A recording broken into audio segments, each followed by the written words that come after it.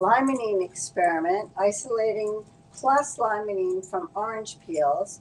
So I have this set up and it's working and running right now. So the first thing we're going to do is talk about the setup so that you can understand the process of steam distillation. This experiment has two important parts to it. The first one is understanding steam distillation, when you would use it and how you would use it. And the second part is understanding specific rotation, polarimetry, and optical activity. So we're going to start off talking about the steam distillation setup.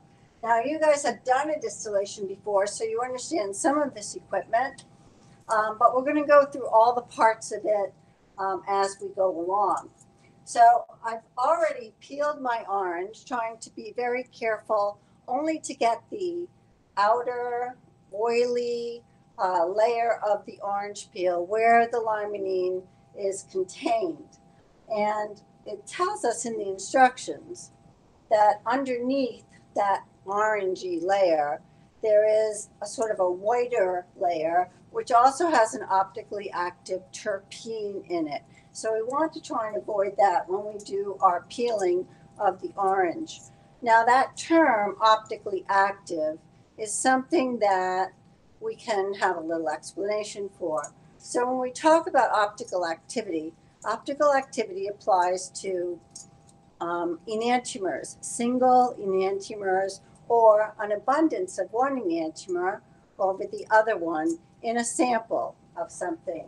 Now, in nature and even in our bodies, we do tend to produce one enantiomeric form of many things. And oranges primarily produce the plus limonene, which gives them the orange smell, supposedly, but not the orange taste. This certainly will not taste like oranges if you tasted it. But the concept of optical activity has to do with how you can identify the presence of enantiomers. A single enantiomer or an abundance of one enantiomer will, when you put it in a polarimeter, show optical activity. And we'll talk more about that later on.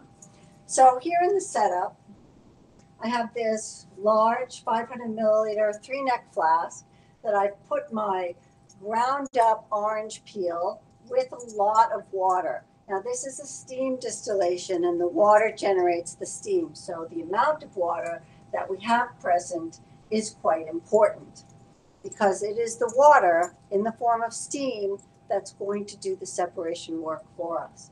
So I just have a stopper in this one, and in this side, and I'm going to make it work right now, I have what's called a dropping funnel. Dropping funnel looks like a separatory funnel, but the bottom part of it is set up so that it fits exactly into this equipment. On this side, I have our distillation head and our condenser and the vacuum adapter, which you used in your ethanol distillation. Have the hoses hooked up here. Remember, the water comes in from the bottom and exits from the top and goes into the sink. Remember, the purpose of the condenser is exactly what it says. Its job is to create a cool environment so that the gases, the vapors, when they hit this environment, will convert from a gas back into a liquid, which is what condensation is. So I also have my thermometer set up in the thermometer adapter, and so I can read the temperature of a distillation. So this is working really very nicely. So let's talk about the water content and how steam distillations work. What we have happening in this flask, which we call a pot, is that it's boiling, and in the boiling process, it generates a lot of steam from the water. The other thing that we need to understand about steam distillations is they work well with liquids that are not miscible with each other. And that is the situation with limonene and water. The limonene is an alkene, it is a hydrocarbon, it's not soluble in water. But it is a volatile substance, and water is also a volatile substance, meaning that they go into gas form readily. So what's happening in the flask right now is the water obviously is boiling, generating a lot of steam because I have a lot of water present in the flask. And the limonene, not miscible with water, also, but is volatile, also goes into gas form. So what you have to understand is what's happening in this pot is the water is changing into steam, generating a tremendous amount of it, and the limonene is also in gas form. Now, in gas form, all things are miscible. So as I generate more and more steam, it's going to force the vapors into my distillation head, where it takes a temperature reading, and also force them into the condenser where they condense back down into a liquid. So as the steam is generated here, it's going to carry the limonene gas molecules up into the distillation head and into the condenser, and they will condense back down into a liquid. These two liquids are not miscible with each other. So it separates into two layers, which I'll show you in a minute because it's actually working very nicely now. So as the steam is generated, it moves the limonene out of here, condenses it to a liquid. The limonene itself has its own particular vapor pressure. So as the limonene is moved out, more limonene will vaporize, turn into gas form, and the steam will move it from here into there. So it is a continuous process of forming steam and limonene vapors, and they move out here and condense back into immiscible liquids. Now, one of the things about a steam distillation is the quantity of water. You need to keep the quantity of water fairly constant. And as you're generating steam and it's moving over here and condensing back down, you're also going to be dripping in water at the same rate as you drip out distillate. And that's the purpose of the dropping funnel. The dropping funnel, you're going to adjust the stopcock, so it just adds a small quantity of water at the same rate as it drips out. If you add too much all at once, then your material cools down too much and the distillation essentially stops. So you want to find the rate at which you can just drip in the water and have the water value be constant. I've made a little mark on my round bottom flask to indicate where that is. Now, as you're doing this distillation, and at the time I'm going to shut this down actually because we have a nice sufficient quantity in our collecting device, the graduated cylinder. As we're doing a steam distillation, as long as the water content is steady, your temperature at your distillation will also be the same. The temperature of these distillations does not change like we saw with the ethanol, but it remains constant. So the temperature is running at about 98.5 degrees Celsius, which is below the boiling point of water. When we think about boiling points, we can think about it from a couple of different standpoints. Today, we're going to think about it in terms of vapor pressure. When the vapor pressure of this liquid exactly equals the vapor pressure in the room, then the mixture will boil. Here we have the situation where both of them are volatile substances, so both of them go into gas form, and both of them contribute to the vapor pressure. But they do that independently of each other. So as long as limonene is present in the flask, in our orange peels, and creating a vapor pressure, the water does not have to supply all of the vapor pressure in order for the liquid to boil. The limonene is supplying some vapor pressure, a partial pressure, and the water will supply the rest of it till it equals the atmospheric pressure in the room. For this reason, these steam distillations will always run at a temperature below the boiling point of water. And it is a good indication of your sort of ratio of your other volatile substance being present in the flask. So our distillation is running at 98.5 degrees Celsius. You want to write that down in your observations. And that indicates that the limonene is present and it is a volatile substance and it is moving out of our orange peels and moving through the condenser. So also good to write observations on what does the pot material looks like?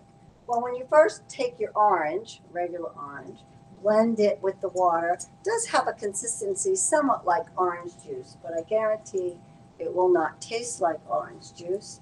And here, another observation, you see the vapors filling the distillation head, moving through the condenser, condensing back down to liquids. The temperature we just reported, 98.5 degrees Celsius, running fairly constantly. So this steam distillation seems to have run along just fine. At this point, I'm going to show you some of the distillate, and we'll make some observations on that.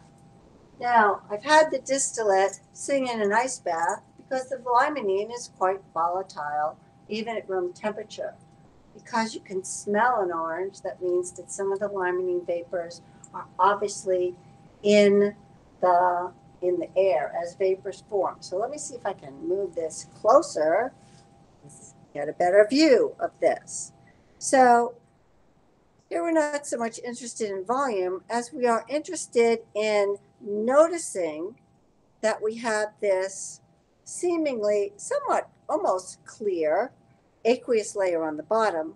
We have this layer, it's like 3 millimeters in depth, of this shimmery, clear, oily looking material on top. So this is the limonene right here on the top. The limonene as a hydrocarbon will have a lower density than the water and will therefore be layered on top of the water. Some of the limonene is most likely also dispersed within the aqueous layer as well. One of the things to keep in mind about a steam distillation is that almost every drop of the distillate has some water and some limonene sort of combined together because the gases mix and are miscible with each other in gas form. So there are some observations about our distillate. So at this point, I'm going to move this material into this small separatory funnel. Can they see that? Okay. A separatory funnel has a stopcock here, which you can open and close. And you always want to make sure it's closed before you work with this. You also want to make sure you have a container underneath your separatory funnel in case you forget to close it. Everything just falls out the bottom. So I'm going to use my 3-neck clamp, my 3-pronged clamp, to hold this in place, have a beaker underneath, using my powder funnel, and I'm going to transfer this liquid into my separatory funnel. And the layers will separate out based on their densities. As we've already stated, the limonene is less dense than the water and will form a clear, colorless, shimmery layer on top. Now, for this experiment, we're going to be taking the limonene and putting it directly into a sample to be used for the polarimeter. So at this point, I'm going to drain down the aqueous layer just by opening the stopcock.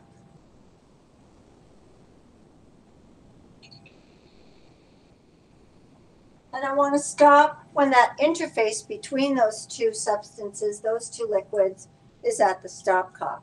And I can see that I have a nice layer of limonene that I'm going to use for the polarimetry. At this point, we're going to move the camera so that we can see the polarimeter, and you can have a little bit of understanding of what goes on with the polarimetry. So I'm going to take my sample, mass it out in a volumetric flask to get a mass value, which we can use in our calculations. Then I'm going to set the sample up for polarimetry. So if we just move over here in the lab, we can see the polarimeter.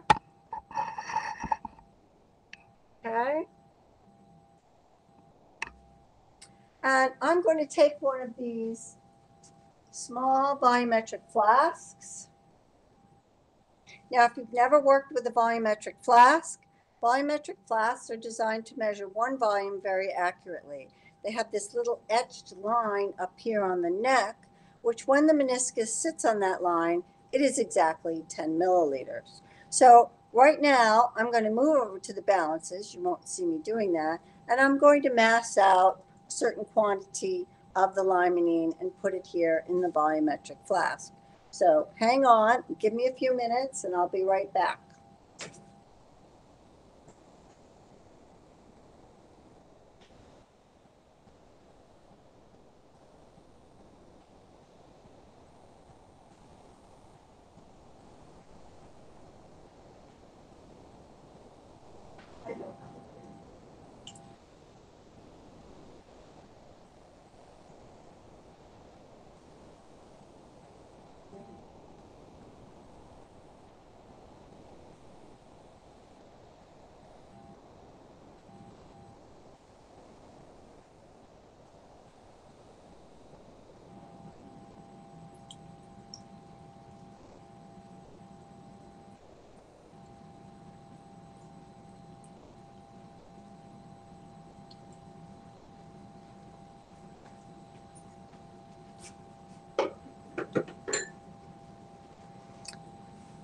Okay, so back again. So I've massed out, you want to write this down, 0.753 grams of the limonene.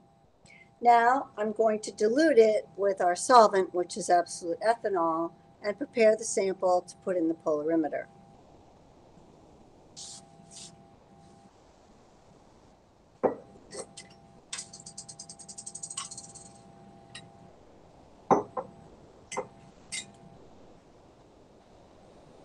When you're using a volumetric flask, the proper way to do this is to put the majority of your solvent in here, which I think I'll use the funnel for.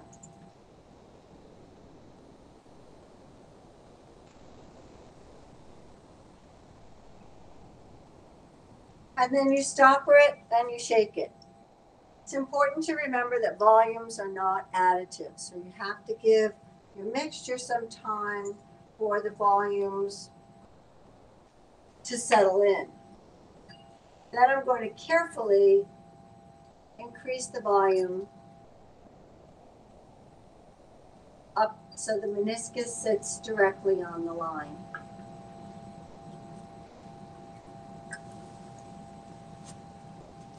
We put the stopper back on and we shake it again. One of the nice things to see about this particular sample is that it's very clear and colorless. One thing that you do need for working with polarimetry is a clear solution. If this were cloudy, like I've seen some samples in the past, the cloudiness would actually diffract some of the light and give you a poor or not give you a reading at all. So this is our polarimeter cell. And when we take a look at it, we can see that there's a window on one side, a window on the other side. The light from the polarimeter goes in one window through your entire sample and comes out the other side. So I'm going to fill this chamber with my limonene ethanol solution, check for air bubbles, wipe it off, the Kim wipe, and then in the polarimeter, I'm just going to set it on these rails and turn the light on and take a reading. And thankfully, the reading is going to be positive because we are after the plus limonene. Now, we'll talk a little bit about how the polarimeter works. But first, I'm going to give you the polarimeter reading. Polarimeter reading is plus 8.440. And that is in degrees of arc. That's the units. And you need to write that number down. Okay? So let's talk a little bit about the polarimeter. The polarimeter has a sodium lamp, which you can see from this side. The sodium lamp generates a yellow light. And the yellow light, when you put it in that disperses the light, has different lines. And we use the D line of the sodium lamp to use in polarimetry. That's pretty standard. And it's 584, 85 nanometers in terms of wavelength. And that's a pretty standard wavelength for doing polarimetry. The sodium lamp generates this beam of light at that wavelength. And then it goes through a polarizing filter, which makes all the light rays go in the same direction. That's called plane polarized light. When the light rays, the plane polarized light, move through your sample, the presence of the enantiomer gradually rotates the plane of polarized light either to the right, like in this case, or to the left in this case. And then there are plates that you could hear rotating inside the polarimeter that match up the new direction of the plane polarized light, and they can tell the degree of arc that it moves from.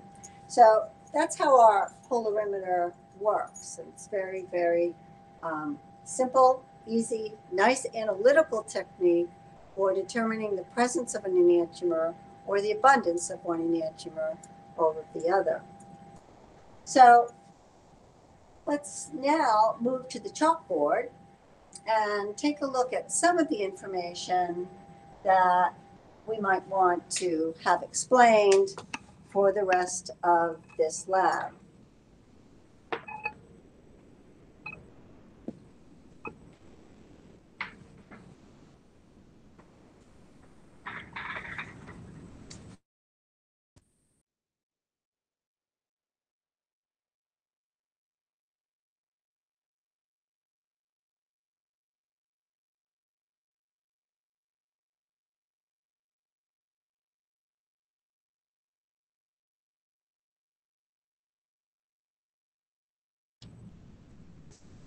Okay, bear with us as we readjust the camera.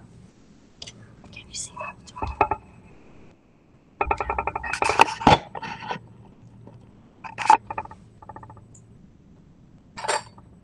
That good?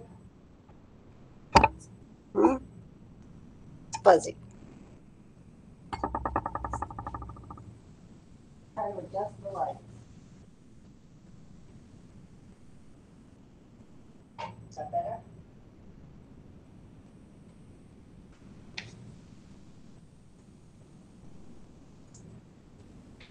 All right, so let's take a look at what's on the chalkboard.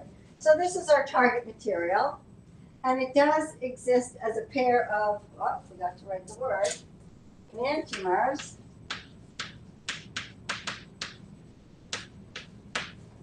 And we know that this is the experience that we have in nature, okay? That oranges primarily produce the plus limonene, and we did see the positive rotation on our polarimeter. So we know that we have primarily positive limonene in the sample that we got from the oranges. So this is our limonene in terms of its structure, and I've indicated for you where the chirality center is. When you're working with a ring structure, it often is a little difficult to identify your chirality center. Remember, a chirality center is an sp3 hybridized carbon that has 4 different groups attached to it. Here we see that we have a hydrogen here, an isoprene unit over here, the ring going in one direction, and the ring going in the other direction. The reason that this is a chirality center is because the ring going in one direction is different from the ring going in the other direction. Presence of this double bond in this location gives this side a higher priority than this side. So it is this double bond that makes this a chiral molecule and gives us these 2 versions, these 2 enantiomers of it. Now, some terminology that you will see in the literature in a variety of ways, it's good to be up on that. The positive sign, in parentheses, indicates optical activity, and it indicates the direction of rotation of the plane polarized light. It can be indicated as right, also indicated as dextrorotary, abbreviated as dextro, or an italicized lowercase d. That's what it means. Conversely, the minus sign, okay, indicating that the rotation is to the left, also called levorotary, also referred to as levo, or an italicized L. So if you see the lowercase d italicized, that means it is the D version of the limonene, okay? So that's a little bit about our target material.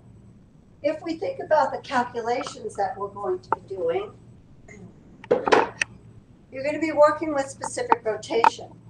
Specific rotation is a value that you can measure for all pure enantiomers of substances. So pure enantiomers have a specific rotation. It is a literature value, and you can look it up. It is dependent on the temperature that you're taking the rotation at and the solvent that you're using. Today we used ethanol as our solvent for the polarimetry. So when we look in the literature, specific rotation is indicated by this symbol. The alpha sign in brackets, the number is a superscript, and a letter, in this case the capital D, as a subscript.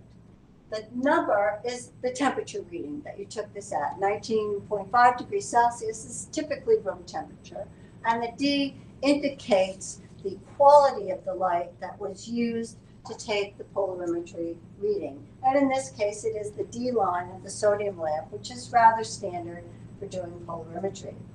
Now, here we can count our plus 8 point something number as our observed rotation, okay? You're going to fit that into this equation listed in your lab manual.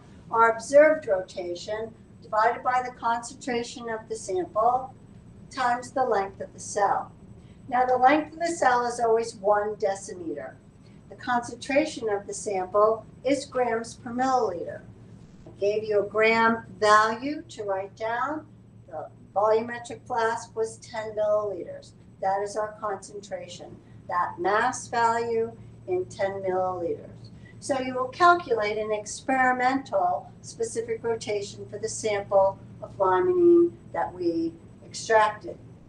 So then so this is just the same formula, same thing, in just abbreviated form. You'll see it this way in your lab manual.